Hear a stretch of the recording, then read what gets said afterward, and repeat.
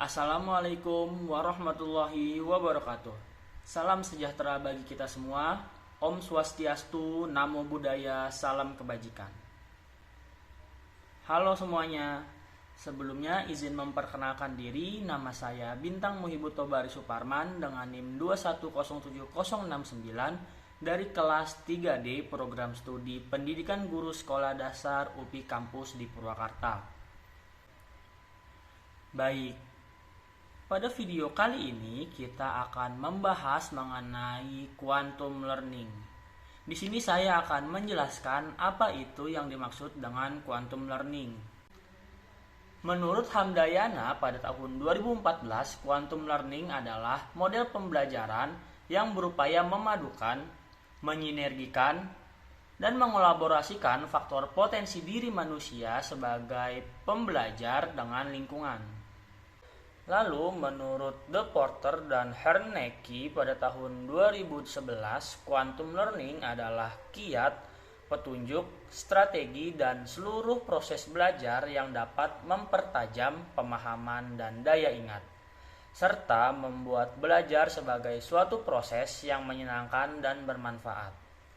Maka dapat kita simpulkan bahwa quantum learning adalah sebuah model pembelajaran yang memadukan antara potensi diri dengan lingkungannya, dengan menjadikan belajar sebagai kegiatan yang menyenangkan dan bermanfaat. Baik, selanjutnya kita akan mempelajari mengenai aspek-aspek quantum learning. Menurut De Porter dan Hernecki pada tahun 2011, ada beberapa aspek yang harus ada dalam model pembelajaran quantum learning. Di antaranya adalah sebagai berikut. Yang pertama ada ambak atau apa manfaat bagiku. Jadi, pada model pembelajaran quantum learning ini, kita harus memberikan sesuatu yang dapat bermanfaat bagi siswa, sehingga hal tersebut dapat memotivasi siswa untuk mengikuti pembelajaran kita dan mengikuti perintah yang kita berikan.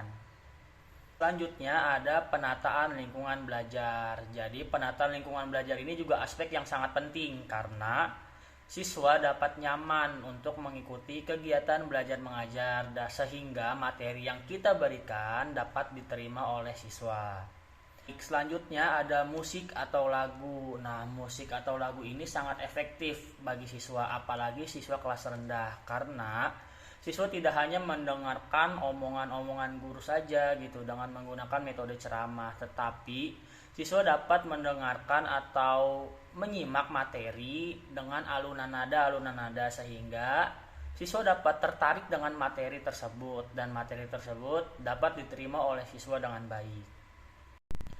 Lalu selanjutnya ada sikap positif terhadap kegagalan. Nah, sikap positif terhadap kegagalan ini juga sangat penting bagi siswa karena apabila siswa ada yang merasa belum mengerti terhadap materi tersebut, maka siswa itu akan merasa gagal gitu. Nah, kita itu harus meyakinkan siswa tersebut agar untuk menumbuhkan sikap positif terhadap kegagalan sehingga membuat siswa tersebut agar terus bersemangat dalam belajar. Baik, kita masuk ke materi selanjutnya yaitu prinsip-prinsip quantum learning. Menurut De Porter dan Hernecki pada tahun 2011 ada beberapa prinsip-prinsip quantum learning, yaitu yang pertama ada segalanya berbicara. Jadi segalanya dari lingkungan kelas hingga bahasa tubuh guru, yaitu tatapan mata, gerakan tangan, dan sebagainya, serta kertas yang dibagikan, rancangan pelajaran, alat bantu mengajar, dan semuanya itu mengirim pesan tentang belajar atau tentang materi pembelajaran. Yang kedua ada segalanya bertujuan. Jadi semuanya yang terjadi dalam kelas itu memiliki tujuan yang baik dan bermanfaat bagi siswa. Selanjutnya ada pengalaman sebelum pemberian nama, yaitu pada saat proses belajar yang paling baik adalah ketika siswa telah mengalami atau mengetahui informasi sebelum mereka memperoleh nama untuk mereka pelajari. Selanjutnya ada akui setiap usaha. Jadi pada saat proses pembelajaran, kita sebagai tenaga pendidik atau sebagai guru harus mengakui atau mengapresiasi segala usaha yang telah dilakukan oleh siswa. Baik, selanjutnya yaitu jika layak dipelajari maka layak pula dirayakan. Jadi perayaan adalah sarapan para pelajar juara. Perayaan memberikan umpan balik mengenai kemajuan dan peningkatan asosiasi emosi positif dengan belajar. Jadi pada saat proses pembelajaran, apabila ada siswa yang telah berkembang mengenai pengetahuannya atau sikapnya, kita wajib merayakan atau memberi imbalan kepada siswa.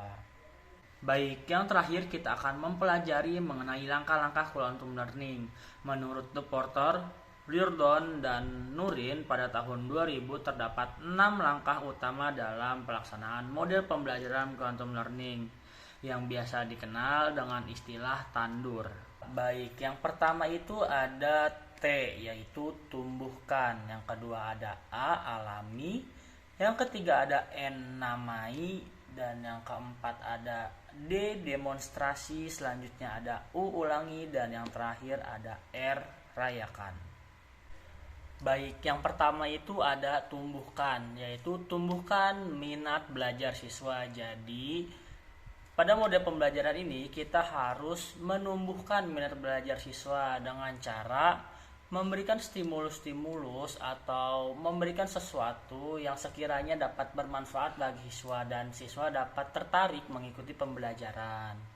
Yang kedua ada alami.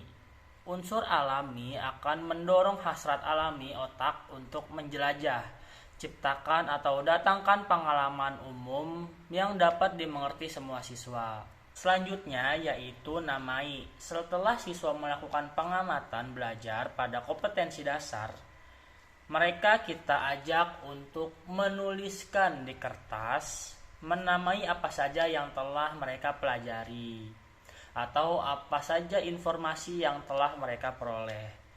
Lalu selanjutnya ada demonstrasi, yaitu mendemonstrasikan atau mengimplementasikan segala sesuatu yang telah dipelajari atau pengetahuan yang telah diterima oleh siswa. Yang ketiga yaitu ulangi, yaitu mengulangi materi apa yang telah dipelajari atau mereview ulang gitu materi apa yang telah dipelajari oleh siswa agar materi tersebut dapat benar-benar diterima dengan baik dan siswa benar-benar memahami materi tersebut. Dan yang terakhir adalah rayakan, yaitu seperti yang sebelumnya, rayakan kita dapat memberikan apresiasi kepada siswa atau memberikan hadiah kepada siswa-siswa yang telah berpartisipasi aktif dan telah berkembang gitu, telah mengikuti pembelajaran dengan baik, telah mengerti materi yang telah dijelaskan dengan baik. Kita dapat memberikan reward atau hadiah.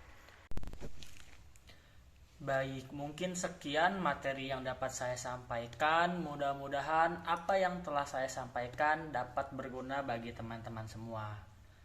Kurang lebihnya mohon maaf. Wabillahi taufiq wal hidayah. Wassalamualaikum warahmatullahi wabarakatuh.